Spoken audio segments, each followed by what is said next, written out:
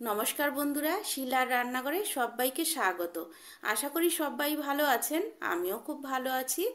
আজকে জিভে জল আনা মতো একটি রেসিপি, কাঁচা আমের প্লাস্টিক চাটনি বা ম্যাঙ্গো প্লাস্টিক চাটনি। এই চাটনি কিন্তু আমরা সাধারণত অনুষ্ঠান বাড়িতেই খেয়ে থাকি, তবে আজকে আপনাদের সাথে একদম অনুষ্ঠান বাড়ির মতো করেই এই চাটনিটি শেয়ার করব। একদম সেই রকমভাবেই শেয়ার করব। তো আপনারা দেখতে থাকুন রেসিপিটি আর সঙ্গে থাকুন। তো এখানে দেখুন আমি 250 আম নিয়ে নিয়েছি। তো এখানে আমি আমগুলো ধুয়ে কেটে পরিষ্কার করে নেব।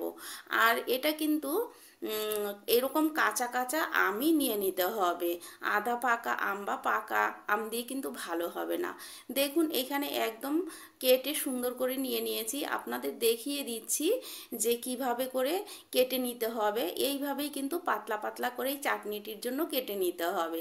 আর গায়ে যেন আমের সবুজ অংশ না থাকে, তাহলে কিন্তু খুবই টক হবে। তো এখানে কড়াই বসিয়ে দিয়েছি, দিয়ে দেখুন এখানে দিয়ে দিচ্ছি চিনি। তো 250 আমের জন্য আমি কিন্তু এখানে 150 গ্রাম চিনি নিয়ে নিয়েছি।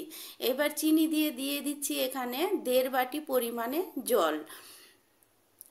তো এই 1.5 কাপের মতো জল দিয়ে দিচ্ছি, দিয়ে এখানে দিয়ে দিচ্ছি মৌরিটা দিলে কিন্তু খুব টেস্ট আসবে। আর দেখুন একদম অল্প পরিমাণে কিন্তু আমি হলদি পাউডার দিয়েছি। তাই তা না হলে কিন্তু বেশি দিলে কালারটাও ভালো আসবে না আর খেতেও ভালো লাগবে না। আর মৌরিটি দেওয়ার জন্য কিন্তু খুবই সুন্দর একটা সেন্ট আসবে চাটনিতে। আর দিয়ে দিচ্ছি একটু লঙ্কা পাউডার, দিয়ে এইগুলোকে একটু ভালো করে মিলিয়ে নিচ্ছি। তো চিনিটা কিন্তু একদম যা ভালোভাবে মিলিয়ে যাওয়া পর্যন্ত আমাদের একটু বয়েল করে নিতে হবে। তো চিনিটা গলে যাক। দেখুন এখানে চিনিটা গলে গিয়েছে একদম। তো একটু নেড়ে দিচ্ছি, আর কালারটাও দেখুন কতটা সুন্দর হয়েছে। তো হলুদের পরিমাণটা একদমই কম দেবেন, তাহলেই ভালো হবে। আর দিয়ে দিচ্ছি এখানে আমগুলো কেটে রাখা। তো আমটা দিয়ে এবার এখানে দিয়ে দিচ্ছি নুনটা কিন্তু আমটা টক বুঝে দিতে হবে। যদি আম বেশি পরিমাণে টক হয় তাহলে কিন্তু বেশি পরিমাণে দিতে হবে নুনটা। আর যদি কম টক হয় তাহলে কম পরিমাণে দিতে হবে। চিনিটাও কিন্তু একই, চিনিটাও যদি আমটা বেশি টক হয় তাহলে বেশি পরিমাণে দিতে হবে, আর কম টক থাকলে কম পরিমাণে দিতে হবে, সেটা কিন্তু বুঝে দিয়ে নিতে হবে। তো দেখুন এখানে এবার নেড়ে চেড়ে দিয়ে আমি ঢাকা দিয়ে এটাকে 5 থেকে 6 মিনিট বয়েল করে নেব। তো এটা মিডিয়াম টু হাই করেই কিন্তু বয়েল করে নিতে হবে। তো দেখুন এখানে 5 মিনিট পর ফিরে আসলাম, 5 থেকে 6 মিনিট পর এসে দেখুন এখানে কিন্তু আমটা অনেকটাই আমার বয়েল হয়ে এসেছে। তো একটু নেড়ে চেড়ে দিচ্ছি। এইবার এইভাবে একটু নেড়ে চেড়ে দিয়ে এটা কিন্তু আমাকে আরও একটু বয়েল করে নিতে হবে।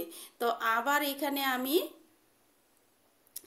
ঢাকা দিয়ে আরও 4 থেকে 5 মিনিট মতো বয়েল করে নেব, একদম মিডিয়াম টু হাই করে, যাতে রসটা আমের ভিতরে ঢুকে যায়।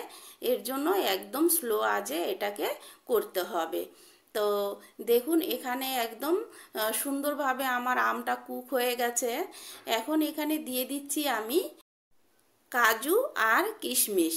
কাজু আর কিশমিশটা কিন্তু আপনারা চাইলে আগেও দিতে পারেন, যখন আমটা দিয়েছি আমি এখনই দিয়ে দিচ্ছি। দিয়ে এই 1 থেকে 1.5 মিনিটের মতো আরও এটাকে আমি কুক করে নেব। তো 1 থেকে 1.5 মিনিট পরেই কিন্তু আমার এটা হয়ে যাবে বন্ধুরা।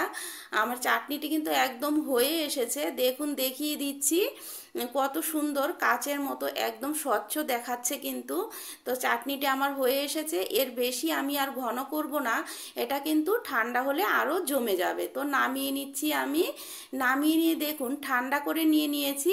নিয়ে এবার একটা সার্ভিং বোলে ঢেলে আপনাদের দেখিয়ে দিচ্ছি যে কেমন হয়েছে। বন্ধুরা দেখুন কত সুন্দর একটা কালার এসেছে চাটনিটির মধ্যে, আর খেতে কিন্তু একদম খুবই টেস্টি হয়েছে। আশা করি আপনারা অনুষ্ঠান বাড়ির মতোই টেস্ট পেয়ে যাবেন এই চাটনিটির মধ্যে। যদি রেসিপিটি ভালো লাগে তাহলে একটি লাইক করে দেবেন, আর চ্যানেলটি সাবস্ক্রাইব করে আমার পাশে থাকার অনুরোধ রইল, আর সবার সাথে শেয়ার করে দেবেন। সবাই ভালো থাকবেন, সুস্থ থাকবেন।